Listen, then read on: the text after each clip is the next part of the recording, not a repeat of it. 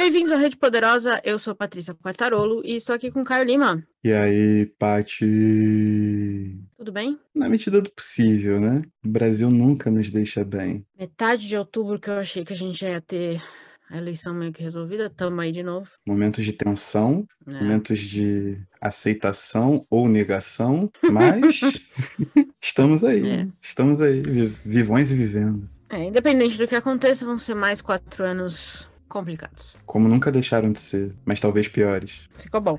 Então vamos falar de coisa boa. Mas não É, sei se boa, mas vamos lá. Hoje a gente vai discutir As Lembranças do Porvir, da Helena Garro, que saiu aqui no Brasil pela Arte e Letra, com tradução da Yara Tizot. Ou Tizot. isso, O livro originalmente foi lançado em 1963, lá no México. E aqui no Brasil saiu pela primeira vez em 2018. Pra variar, mais uma vez, cabe. Eu vou gravar você tem que um gravar um fixo, disclaimer. isso, de ódio. Sim, Quando essas coisas acontecem, que aí você só solta a vinheta, entendeu? Da minha raiva. é bom, inclusive mercadologicamente, que a gente se transforme em meme, né? Ajuda no algoritmo, hein? Ajuda no Ajuda. algoritmo, ajuda no engajamento, É, facilita eu fazer os teasers, tudo flui. vamos analisar isso aí. Vamos sim. Mas, sobre o que é As Lembranças do Porvir, Caio? As Lembranças do Porvir narra a vida de um povoado que foi invadido pelo exército do general Rosas, 10 anos depois da Revolução Mexicana ter acontecido. Então isso é no final dos anos 20, na transição dos anos 20 para os anos 30 ali.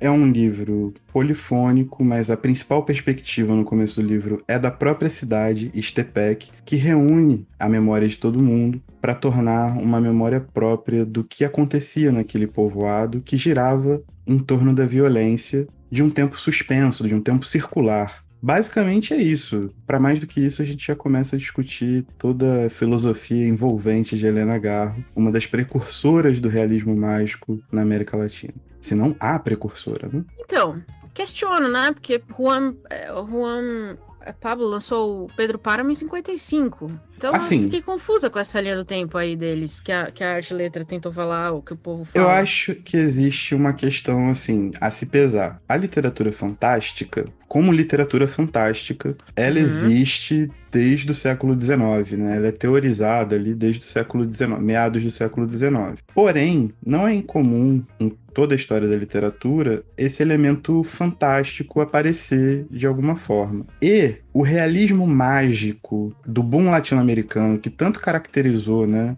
a literatura da América Latina, ele é um fenômeno que acontece entre os anos 60 e 70, mas eles têm raízes fincadas desde os anos 30, cara, sabe? Porque algumas pessoas defendem que o realismo mágico, inclusive, seja o modernismo tardio da América Latina nas artes, sacou? Então tem uma questão de continuidade. E aí, eu acho que a questão da Garro funciona muito mais no sentido de que ela foi jogada de lado, realmente. Ela foi feita de chacota pelos círculos literatos da época, mesmo ela tendo sido esposa do Otávio Paz, sacou? Que foi talvez o maior expoente da literatura mexicana do século XX. É aquela parada, mano. Tipo, foi um livro que foi lançado 4 anos antes do 100 Anos de Solidão, do Gabo, que é a pedra fundamental do realismo mágico na América Latina e do boom latino-americano. E aí eu acho que fica essa imagem muito forte. Eu não sei. É isso. Pra mim não tem muita coisa. Mas vem cá, ela foi esquecida porque também durante uma época ela delatou Foi, intelectuais. foi, Então, assim, foi. ela tem uma história de vida muito complicada, né? Ela não A foi vida dela é esquecida porque conturbada. tentaram apagar a literatura dela. Ela se envolveu com o pessoal aí meio questionável. E aí tem um negócio que é do próprio livro. Eu gostaria de até de comentar, assim, ia sair como comentário meu mais pra frente, mas eu posso até falar agora que, tipo assim, essa literatura dessa violência circular que nunca muda, essa visão pessimista e tudo mais, revela também um pouco do quão vazio era, tipo, a própria crítica que ela fazia, tá ligado? E eu acho que isso pega muito em como ela enxergava os próprios movimentos de esquerda e como ela acabou se tornando uma delatora, né? Tem Faria essa sentido. parte, sacou? Uhum. Existe uma parada meio vazia de textura, sabe, de substância nessa argumentação, apesar de eu achar como alerta, como aviso de uma forma geral, né, num molde universal, válido. Acho que existem ferramentas inteligentíssimas narrativas durante o livro. É isso. Também tem um pouco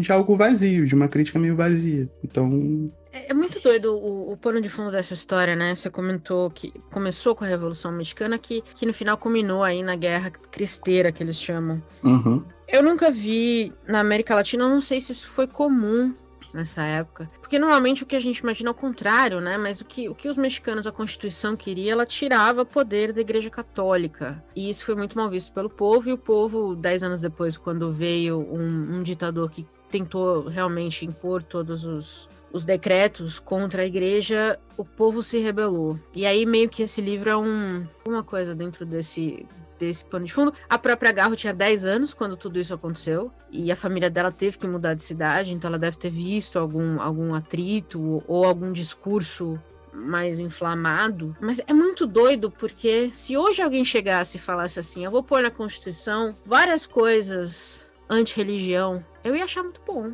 Sim. Que loucura, né? Eu acho também que uma boa parte dessa impressão que passa pela gente e dessa crítica a qualquer revolução que pode tomar qualquer corpo violento dentro da história, passa muito pela Revolução Mexicana ter um caráter anarquista muito forte. E essa Revolução Mexicana, principalmente, tipo, particularmente, eu não vi no colégio, tá ligado? Não, e sim, você não vê materiais. Mexicana. Exatamente. É. Sacou? E o movimento zapatista é uma parada gigantesca que tem raízes fortíssimas até hoje. A gente já comentou aqui, quando a gente falou do Temporada de Furacões, e você também indicou um livro de mulheres que se organizam até hoje e tem um pé fincado muito forte na imagem do Zapata como um revolucionário, sacou? Mas assim, pra gente é... o Bolívar, né? Como que a gente também Simão estudou Bolívar. muito pouco no Brasil. Perfeitamente. A Libertadores da América, campeonato de futebol, tem um fundamento. Ninguém sabe o que quer dizer. Ninguém nem sabe. Exatamente. Olá, mas a gente não começou. sabe quem são os Libertadores da América. E é muito bizarro porque fica muito mais fácil vender esse discurso universalista da Garro, sacou? Sem esse pano de fundo do que foi a Revolução Mexicana, que a gente realmente tem essa defasagem. A gente conhece muito pouco de América Latina. Lendo esse livro, eu achei que ficou muito claro isso, quando eu fui pesquisar as suas revoluções que ela comentava. O porfirismo também, a gente estuda muito pouco. Acho que o zapatismo chega um pouco mais pela conexão com a esquerda. É. Não tanto quanto deveria, mas chega. Mas tem muita coisa que a gente vai... Por exemplo, é o que eu falei. Quando eu vi Guerra Cristera, eu falei, mas não é possível. Não é possível, entendeu? Mas aconteceu. E 400 pessoas pegarem arma e foram quebrar o pau com o governo a favor da Igreja Católica. E, então, assim, eu acho que o que ela faz no livro, que é colocar, fechar o livro numa cidade pequena, uma cidade que existe real, né? Que Ixtepec fica em Oaxaca. Você amplia a dimensão da violência, né? Porque todo mundo conhece alguém que foi afetado nas mãos dos soldados. Aí você cria uma relação pessoal com a violência, porque todo mundo conhece os soldados por nome. Porém, eu sinto que você também elimina o crescimento dessa história. Ela não tinha muito mais para onde ir. Você entende o que eu quero dizer? Tipo, o Rosas já era o maior soldado. Só tem um hotel. Mesmo geograficamente, assim, você não tem como expandir. E mesmo a história desse pano de fundo que a gente tá aqui discutindo, ele aparece muito pouco. É quase como se Ixtepec fosse um pedacinho só, uma cidadezinha do interior de São Paulo, vamos dizer assim, que estivesse passando por um momento difícil. Mas às vezes, se você não pega as ligações com o grande, eu acho que se perde um pouco. Eu não sei, qual foi sua impressão da questão geográfica do livro? Eu queria começar aí. Eu acho que aí talvez seja um maior, assim, não sei se dá pra dizer maior pecado de alguma forma, mas foi a impressão que eu senti mais pesada, né? Porque reiteradas vezes nos últimos episódios eu falei sobre livros e a questão geográfica necessariamente. E quando você pesquisa a cidade de Ixtepec em Oaxaca e você vê que o México é um país gigantesco, o General Rosas, ele funciona como senhor absoluto e perpetuador da violência contínua que assola aquele lugar, é uma parada que não dá pra levar muito, porque, tipo, beleza, o General Rosas naquele povoado ali, ele é uma autoridade máxima, mas e fora dali, tipo, quem é que controla o General Rosas, tá ligado? Porque a gente recebe isso, efetivamente a gente recebe isso quando é falado sobre o lado revolucionário de antigamente, ou o lado contra-revolucionário que estava fazendo uma ofensiva para tentar manter suas tradições católicas, tá ligado? Você tem um lado que é fechado em si mesmo e que exerce um poder pela violência enquanto você tem um contexto anterior, um contexto maior, tem algumas frases muito marcantes, muito emblemáticas no livro sobre a fome, por exemplo, sobre outras situações de violência e que a revolução originariamente estava tentando mitigar. E você tem uma continuidade e você tem um alongamento desse fio histórico tradicional. Fica um pouco inverossímil que esse poder do General Rosas em si mesmo seja tão absoluto assim, sem uma origem, tá ligado? Ao contrário, eu achei ele uma piada. Exato. Que tipo de general é enviado pro meio do lugar nenhum, numa cidadezinha mínima? É como se ele tivesse sido punido, sendo mandado pra lá. É muito solto, assim, realmente. É um cara que você não consegue levar a sério. Sim. E assim, óbvio, né? Existe um porquê da escalada de violência dele, conforme, por exemplo, a Júlia vai recusando as investidas dele. A escalada de violência dele contra ela é refletida também na violência que ele esbanja para os outros, né? Mas é aquela parada, tipo, fica muito... Vira um poço de vaidade, sacou? É como se essa vaidade fosse construída em cima da imagem daquilo que ele não consegue obter de uma pessoa específica. E óbvio que ela tá fazendo uma crítica ali sobre o papel da mulher na sociedade. Durante o livro inteiro ela usa personagens femininas que são decisivas para a história acontecer, mas ao mesmo tempo é isso. Esse poder, essa subjugação para o General Rosas é uma coisa perdida em si mesmo. Eu acho que isso tira muito do potencial da história, muito mesmo, o potencial da narrativa. Eu fiquei com uma impressão da síndrome do pequeno poder, sabe? Que é um cara, porque ela é namorada, né? Ela é uma mulher que foi sequestrada, as mulheres do hotel são sequestradas e obrigadas a servir o exército. A Garro pode ser uma crítica, mas a forma como ela escreve essas mulheres eu achei extremamente desconfortável. E se é uma crítica, achei uma crítica mal feita, porque ela não... Em alguns momentos, ela coloca como se as mulheres se divertissem, como se as mulheres gostassem. Eu acho que faltou... Nessa hora, eu acho que a sutileza não serve muito, entendeu? Eu acho que ela precisava ser mais explícita em algumas coisas. Mas ok, a gente entende. A Júlia é um saco. É impossível gostar dela. Ou seja, você não consegue gostar do general... Você não gosta da Júlia, que pode ser a nascente heroína em algum momento. Ou seja, a primeira parte do livro, que foca meio que nesse embate entre eles, pra mim já foi dificílimo de terminar, assim. Se arrastou. É um livro de 200 páginas que eu vou te falar que pareceu que tinha 500 em alguns momentos, assim. Então me pareceu muito que ele tinha essa síndrome do pequeno poder. Ele estava frustrado porque a Júlia ignorava ele ou, né, não fazia o que ele queria do jeito que ele queria. E aí ele saía e matava uns índios. É porque eu acho também que a gente tem algumas influências que abrem o nosso horizonte para isso. Ter lido Angola Janga, por exemplo, antes de ler esse livro, colocou a gente num estado de atenção para as condições do período colonial do Brasil, por exemplo, de uma forma muito mais ampla. E a gente sabe que essa violência, mesmo quando perpetuada por capatazes, né, e etc., ela não tinha um fim em si mesmo, porque ela servia para alguma coisa. O projeto de dominação, ele é uma parada muito mais ampla e muito mais complexa do que a simples manifestação de um poder, de um pequeno poder, certo? E aí ela tá partindo do pressuposto que essa violência exercida pelo exército, né, pelo General Rosas e o exército, ela vem dessa mesma condição. Ela vem de uma questão revolucionária que foi se desdobrando ao longo de 10 anos, se desvirtuando, etc, etc, etc, e são os argumentos que ela dá. Só que é isso, tipo, o personagem do general com todos os outros homens do exército são cruéis sem um pressuposto de poder, de dominação, sem um pano de fundo que exiba, tipo, o que é essa maldade latente. É um livro muito moral, sacou? Acho que é uma boa definição. E falta uma materialidade, né, muito grande para você conseguir chegar e aprofundar essas relações. Quando ela falou, por exemplo, que na primeira cena, inclusive, acho que é onde a capa se inspira, que encontraram 5 indígenas pendurados, e, né, mortos e tudo mais. Ela colocou esse livro na cidade de Estepec, em Oaxaca. São duas palavras extremamente indígenas. Era uma cidade que até o final do século XIX, os indígenas eram maioria na comunidade, e passa completamente batido.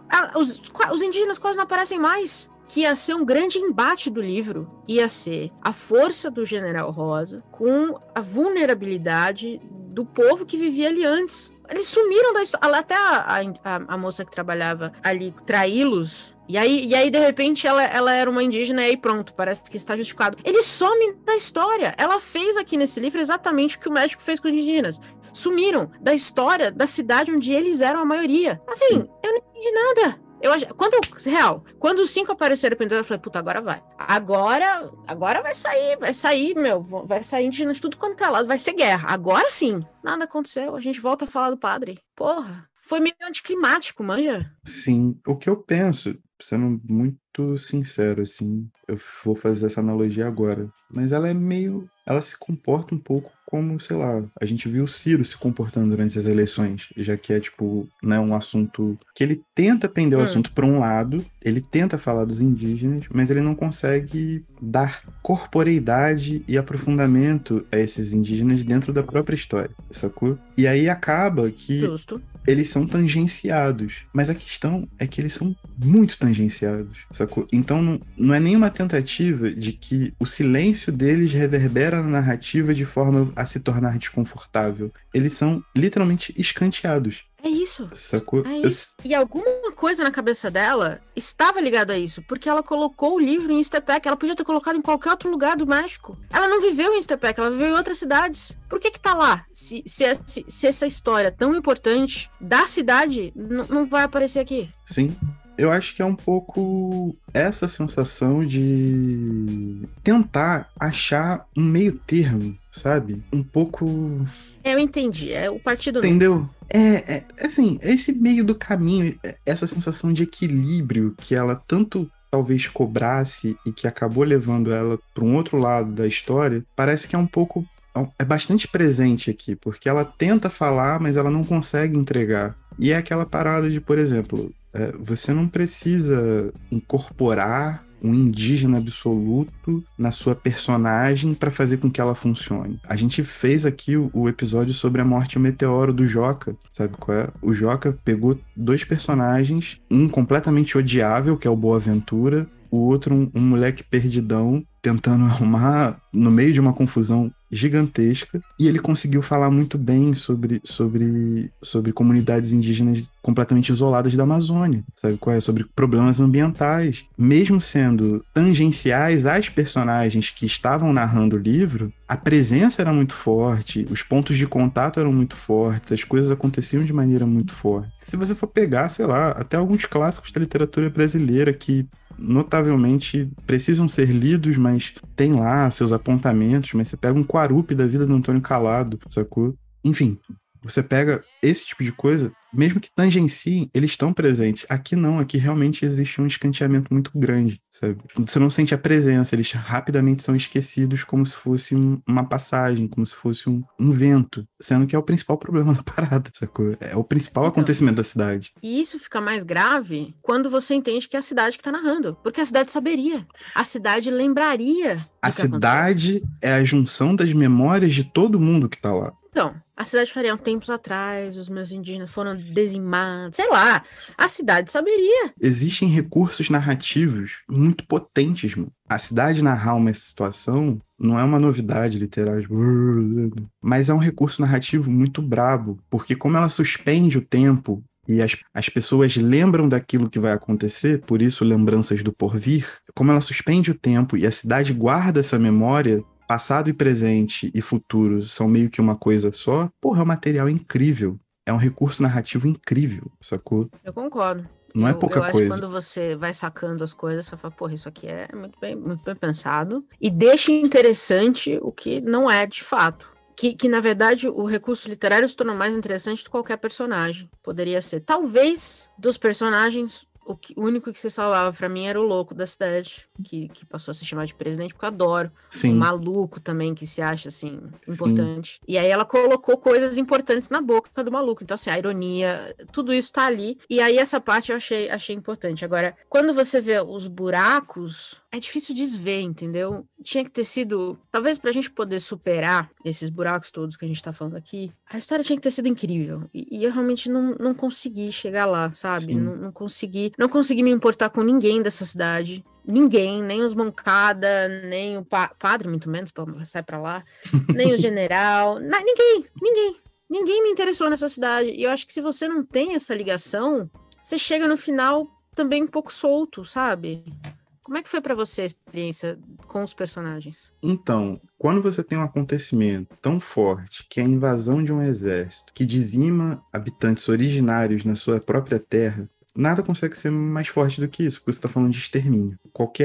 Principalmente, esse livro foi escrito em 1953. Ele foi lançado em 1963. 1953 é o auge da literatura do pós-guerra, em que eles tentam encontrar uma razão, um motivo e tentam começar a cicatrizar a ferida do que foi o terror nazista na Europa, no mundo todo. Então, quando você fala sobre uma questão de extermínio racial dentro de uma cidade, hoje, em qualquer época, nada pode ser mais chocante do que isso. Mas rapidamente isso vira para uma negativa da Júlia em relação ao Rosas, sacou? E isso toma muito tempo. E você fica assim e fala, gente, como é que pode? Tipo, ninguém ligar para 5 caras que foram pendurados numa árvore. E assim, eu entendo que talvez as pessoas possam defender que isso seja um efeito proposital, tá ligado? De tentar replicar um esquecimento ou uma indiferença daquela cidade em relação a essas pessoas. O problema todo é, quem narra o acontecido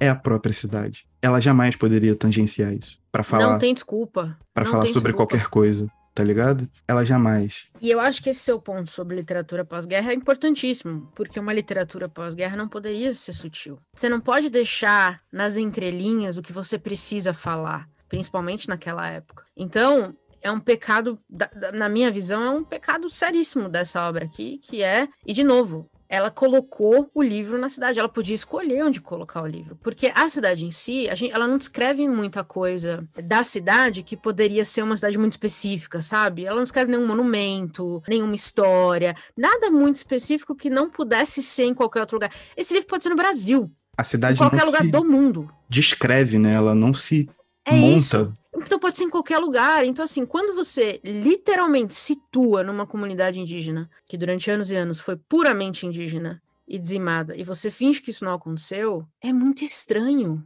Acho que essa é mais a minha sensação. Uma pausa nesse episódio para te contar umas coisas muito legais. Ouvindo os nossos episódios pelo aplicativo Orelo, você nos ajuda a remunerar toda a cadeia de produção que traz cada episódio para você. É só baixar o aplicativo e buscar por Rede Poderosa. O aplicativo é gratuito. Mas se você tiver meios e interesse, você também pode se tornar um assinante e apoiar a gente ainda mais, recebendo acesso a conteúdos exclusivos. Agora também estamos no YouTube. No canal Rede Poderosa você pode ouvir nossos principais episódios pré-2022 e em breve os principais episódios de 2022 também estarão disponíveis. No www.centralredepoderosa.com.br você encontra as referências de tudo o que falamos nos episódios e a lista completa das recomendações dos BOs. No Spotify e no Deezer você também pode acompanhar a playlist Rede Poderosa Modo Shuffle com as músicas que usamos nos episódios e o que estamos ouvindo no momento. Por fim, você pode nos seguir no Instagram e no TikTok para saber tudo o que está para sair, o que estamos lendo e muito mais. E agora, de volta à programação normal.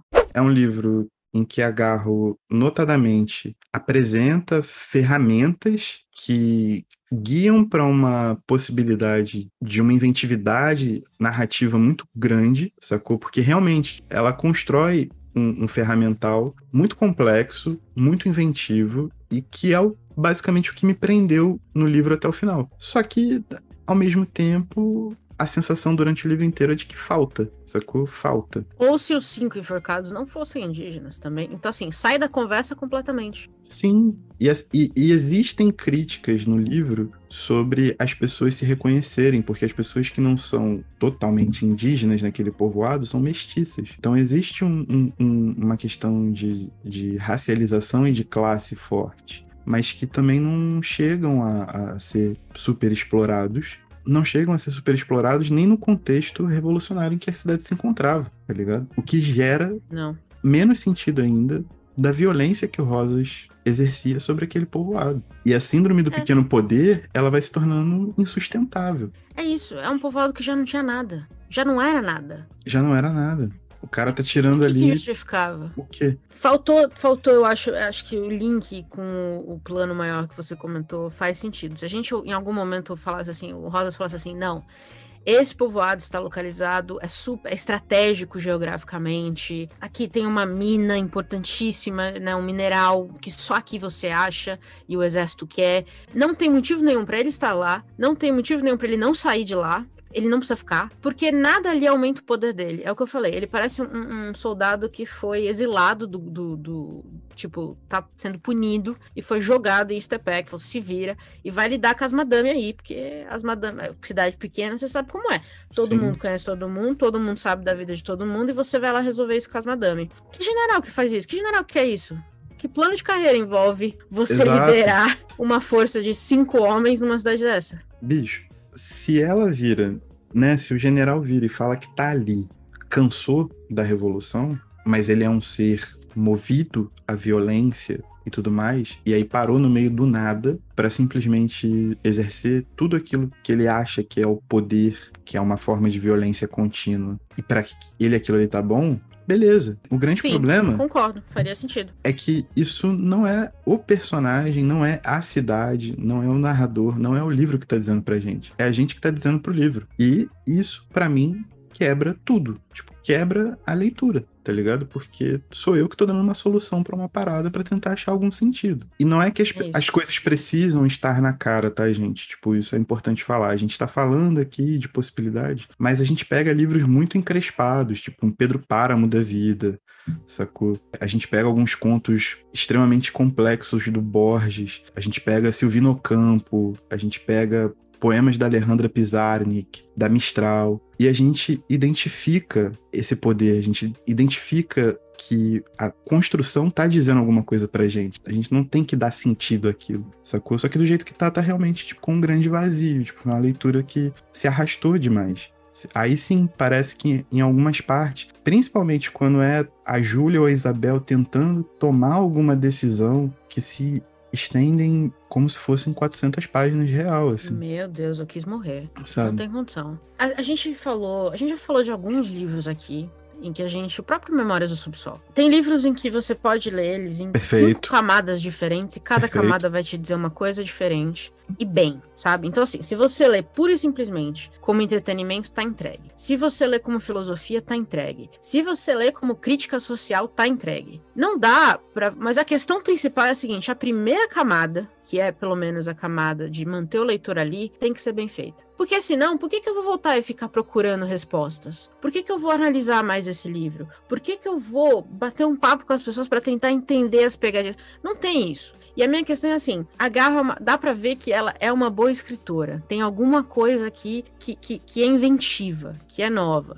Mas se você não consegue me entregar, primeiro, o entretenimento pra me manter lendo esse livro até o final, acabou. E me arrastar pra ler um livro de 200 páginas em que um homem, um general, fica chorando na cadeira porque a namorada dele não quer nada com ele, assim, meu Deus, que inferno.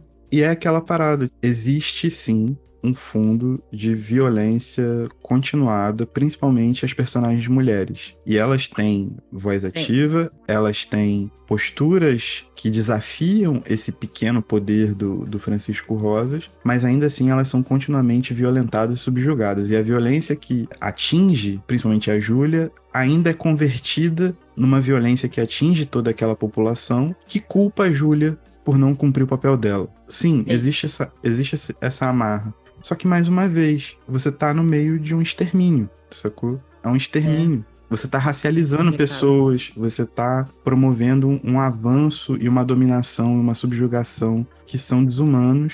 E você tá escrevendo isso numa época em que tudo isso tá pipocando na literatura do mundo inteiro. Você tá entrando outro grande ciclo, principalmente na América Latina, que é um ciclo de ditaduras, em que toda essa violência, toda essa questão do extermínio, a questão da perseguição política, elas entram novamente, menos de 2 décadas, basicamente, redondinho, em basicamente todos os países da América Latina. Você sai de um ciclo de violência, uma violência terrível, para outro ciclo de violência terrível. E isso não ser o centro narrativo da cidade é uma loucura, tá ligado? Quebra. É isso. Eu concordo. A experiência de ler Garra é boa. Se traduzirem mais coisas dela, eu teria interesse em ler mais, conhecer mais o trabalho dela. Já ouvi coisas boas sobre outros livros. Mas muitos falaram que essa era a obra-prima dela. E realmente eu acho que pra mim não funcionou. nesse sentido de terminar e falar, puta que pariu, que obra-prima. Realmente não funcionou, mas é o que eu falei. Tem coisas aqui que dá pra ver que existe uma mente muito afiada por trás. Então seguirei, não vou eliminar Garro de possíveis leituras no futuro, mas As Lembranças do Porvir realmente não é um livro pra mim. Acho que eu posso falar isso com uma certeza. Eu gostaria de ressaltar, eu acho que um dos grandes méritos do livro, você falou, mas eu gostaria de dar uma dissecada também, que é no Juan Carinho, o presidente. Porque as partes dele são muito lúdicas, mas são muito bonitas e são executadas à perfeição, assim. Quando ele fala sobre guardar as palavras para que elas não sejam usadas, tá ligado? As palavras ruins para que elas não sejam usadas. Concordo. E ele começa a correr atrás das palavras. E ele realmente parece a única personagem desesperada pela morte dos 5 indígenas enforcados. Porque ele não conseguiu guardar aquilo, tá ligado? Ele não conseguiu pegar aquelas palavras e guardar pra ele para que elas não fossem usadas e a ação efetivamente não acontecesse. Concordo. Acho que ele é o personagem mais interessante do livro todo. Sim. E aquela parada. Do resto, existem falas que esboçam essa questão da indiferença. Ah, mas eram indígenas. Foda-se. Tem várias, Sabe? Mas nada convence que existe uma indiferença, porque às vezes esse foda-se se perde na Isabel tentando fazer algo diferente do que ser uma menina pura durante 20 páginas. Ou com inveja da Júlia. Sabe? Talvez essa é a crítica, que as pessoas se reuniram para defender o padre, mas não se reuniram para defender os indígenas. Legal, mas não precisava de 200 páginas esse monte de querida junto para não contar isso. Tem jeitos, eu acho que é impensável que a cidade não nos contasse mais sobre isso, se esse fosse o caso, entendeu? É a cidade. Porque teriam assim, não é a primeira vez que isso aconteceu, em tal, no ano de tanto, quando os espanhóis chegaram, entendeu? Ela podia ter usado a cidade, cara, para nos dar uma aula de história. A real é essa. Mas aí é que tá. Ela nunca conseguiria dar uma aula de história quando o julgamento dela da história é extremamente moral. Isso é verdade. Sacou? Porque aí viram uma defesa intransigente de alguma coisa, e nesse ponto dela, é essa defesa intransigente do equilíbrio, um equilíbrio que apaga, sabe qual é? Um equilíbrio onde não existe equilíbrio, não é possível haver equilíbrio, e naturalmente leva à indiferença, pode crer? Basicamente, pra mim, essa é a impressão que ficou. E aí é uma indiferença que é mortal pra narrativa, não tem o que fazer. Acho que é isso. Se você que nos escuta leu As Lembranças do Porvir, leia o livro. E vem aqui contar pra gente, se você não leu, vem aqui contar pra gente o que você achou. Se você leu, conte pra gente também o que você achou. Tá tudo bem discordar educadamente, fiquem à vontade. Mas eu gostaria muito, muito de ouvir outras opiniões sobre esse livro. Talvez esse é o grande ganho do livro, que é levantar essas discussões e ver onde a gente vai chegar com isso. Perfeito. Uma coisa que eu gostaria de ressaltar é que esse livro é um grande exemplo do que é o realismo mágico em relação aos seus princípios básicos, né? A suspensão da ordem cronológica, o efeito dessa magia no dia a dia. É uma leitura fácil, apesar de arrastada. E outra coisa, né? Não é só porque é realismo mágico foi produzido na América Latina que é bom, né? A gente tenta ler, entender o que leu e fazer... E comentar aquilo que a gente acha, sacou? Também não dá pra ficar fazendo o bagulho virar um clube, sendo que você não pode criticar. Isso é muito chato. Isso acontece muito com literatura brasileira contemporânea, inclusive, né? Você faz uma crítica... Concordo, total. Faz uma crítica, meu Deus do céu. Não, pô. Você é obrigado a gostar. Exato. No Instagram. Eu acho que a gente argumentou suficientemente bem, embasou a nossa crítica pra poder... chegar aqui e fazer um programa minimamente de qualidade e distribuir para vocês. Não ligamos de que vocês tenham opiniões contrárias. Eu incentivo que vocês leiam o livro, inclusive. Principalmente se vocês querem se aprofundar no realismo mágico. É um excelente livro para começar e desvendar o ferramental das coisas. Mas existem pontos críticos que pra gente são clamorosos e a gente precisa expor isso aqui, porque nós somos podcasters honestos. É isso. Eu gostaria muito de ter mais conversas com esses livros, sobre esse livro com outras pessoas, porque eu não conheço muita gente que leu esse livro ainda. Talvez por ter saído pela Arte e Letra, também não tem um alcance tão grande, mas então, assim, acho que é verdade. Se você tem interesse em realismo mágico, entender um pouquinho mais da estrutura, vale a pena ler. E aí vem contar pra gente o que vocês acharam. Perfeito. Estamos aí. É isso. Caio Lima, temos um episódio? Temos um episódio. E tchau. Tchau.